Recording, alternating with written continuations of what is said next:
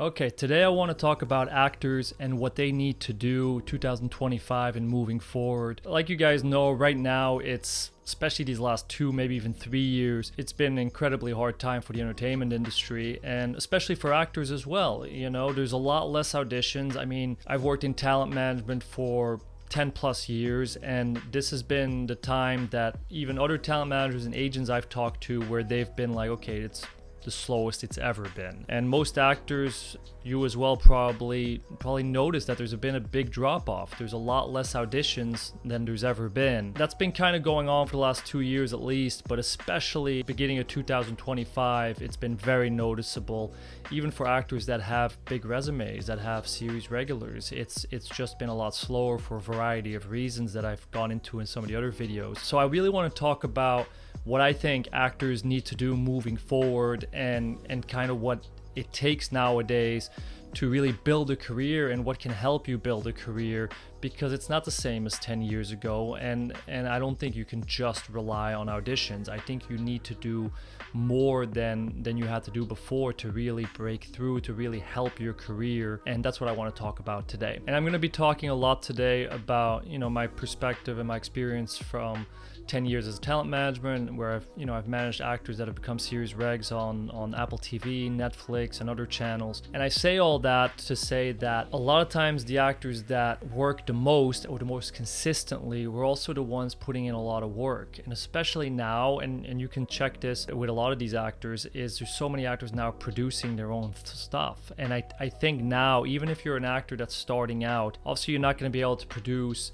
some multi-million-dollar movie right out the gate. It takes a lot of time to work up to that. But what you can do is you can create your own content. You can create your own short films. And I think if you're an actor, especially early on in your career, things that you're missing are experience, right? You're missing experience. So sometimes if you're just starting out, you're missing real material. You're missing something to show reps. Maybe you don't even have representation. Maybe you don't have a manager, an agent. And if you don't have anything to show, it's really hard, especially now. And I know me as a talent manager, I used to get so many submissions every day. And a lot of them were very similar type of pitches. It was just, an email, usually not even personalized, and then they would, say their resume, what they've been working on, headshots, maybe a reel, and that's about it. But the people that stuck out to me more were the people that were working on their own stuff, that said, oh, I just produced or worked on this short film that I made, or I'm working on this film that I'm pitching, Stuff like that stuck out to me, because to me that's always means like, okay, this is someone that's putting in a lot of work themselves. As a talent manager, there's only so much you can do. You're working on auditions, you're building their career, but you have other clients, and this goes for any agent and manager. You have other clients, so realistically one client can only take a percentage of your time, just in terms of energy and availability. So that means that no one's going to work as much on your career as you can. So that's why this is important. And I think as an actor, you have to do something extra, like making your short film. And I think a short film is a great place to start. You want to build up and eventually get to a feature film. I think that's the big goal. But I think in the beginning, start with a short film. Start with a short film that's 8 minutes long, something that you can shoot in one day, and make basically stack wins, make it achievable. Don't start with some really grandiose project. Keep that one for later, but do something where you have access. If you have access to a couple of locations for free, write something that fits within those locations so that you can make this cheap. Make this first one cheap. Don't make this a financial burden. Make this something that's easy to make, that you can do for cheap, with locations that you have, and that can be shot in one day. That gets the ball rolling, and that's really important when you're doing this, is to get that first win, that first feeling of completing, and then you'll feel the progress, and then you can build on there. You can improve from there, make higher quality stuff from there. And I want to talk about like one of the benefits for actors for short films. It's not just real material or anything like that. It's also networking. So one of the things that gets talked about a lot is how important it is who you know and in this industry. And it is, I think you can see that anywhere, or even just with the whole Nepo baby thing. It's still an industry, like many industries, but especially this industry. It is one of those industries where it's important who you know, and those connections help. They do. To say otherwise would be lying. I think everyone knows that, but everyone thinks, okay, well, you got to network, but that doesn't mean going to bars and going to events all the time. Most actors that I know, and even the ones I used to manage and everything, they didn't like networking. And I think if you're an artist, networking is not something that you love doing. It's not something that you enjoy. And that's okay. That's perfectly fine. You know, I don't think it's the best use of your energy and time, especially if you don't like it. Now, if you happen to love doing those things, great, you know, do it. Most artists that I know do not like doing it. What they like doing is their art. They like acting, they like making films, they like being on shows, they like doing that stuff. So to me, it doesn't make much sense that you would spend all this time networking in bars in the hopes that that leads somewhere. So I think the best way to network is by creating. So I want to say that again, the best way to network is by creating. And it's also a lot more fun, because not only are you, you know, working with people that you could potentially work down the line with, maybe that director that you worked on short film eventually directs a feature film, you're just meeting a bunch of people and you're naturally networking, doing what you love with people that love what they're doing, and you're doing it in a work environment. So you're doing it showing what you can do. So I just think that if you're going to do anything in networking, this is actually the best way to network, is creating your own content. And that's just one of the ways, is being on set and working. The other thing that it helps with is if you get into film festivals, and you should go to these festivals in person, you're meeting other filmmakers at these festivals.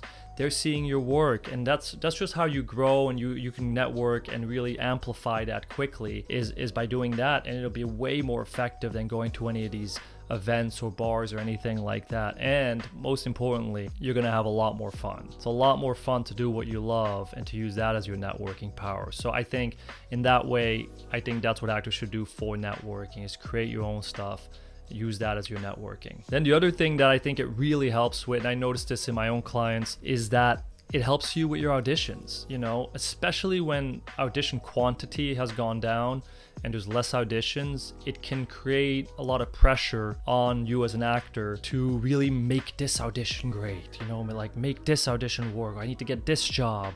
And it's like, that's normal. It's a normal human behavior. Like, the less opportunities you get, the more you're gonna feel like, I have to make this work. It's a natural thing. So I think one of the ways to, you know, mitigate that and help with that is, again, creating your own stuff, like creating your own short films, creating your own feature films, because then you have a completely other lane that you're working on that has nothing to do with the audition process. So no matter how the audition goes, how many you're getting, you're still working on your craft, your career, moving that forward.